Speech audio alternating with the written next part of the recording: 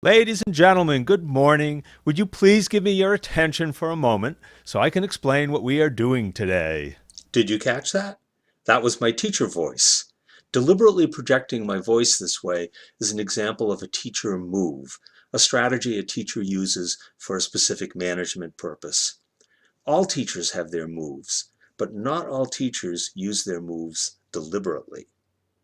Using a management strategy deliberately starts with having some picture in mind of what the strategy will accomplish. Then afterwards you can decide whether the strategy worked or not. This reflective practice is what lies at the heart of action research. The cycle that starts with a problem to solve, ends with implementing a possible solution, and then iterates through the cycle again. My question this semester was this: when a teacher employs a classroom management strategy, is its effectiveness based on the kind of picture the teacher had in mind when deciding to employ that strategy? Consider this example: physical proximity. Deliberately moving close to a student is a teacher move that can accomplish a number of different goals. Research indicates that beginning teachers, for instance, are quite comfortable using proximity to prevent behavioral problems. In fact, proximity strategies are sometimes called proximity control.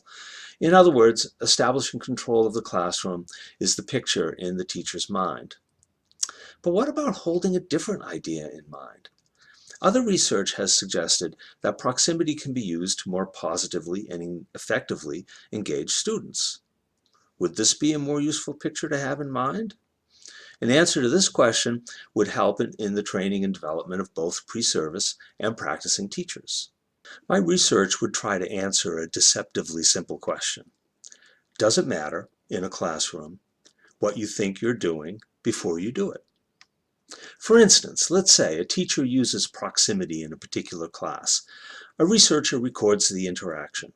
Certain data might be collected: video evidence of the interaction, student surveys or interviews, an observation rubric used by the researcher. In a follow-up interview with the teacher, the researcher would ask the teacher what the intention of the interaction was. The teacher would review the recorded data. Then the teacher would rate the effectiveness of the interaction. Based on this feedback, the teacher would then map out a deliberate strategy for using proximity again. A rubric would invite the teacher to specify the intention of using proximity, perhaps choosing from a list of possibilities. Then the new cycle begins.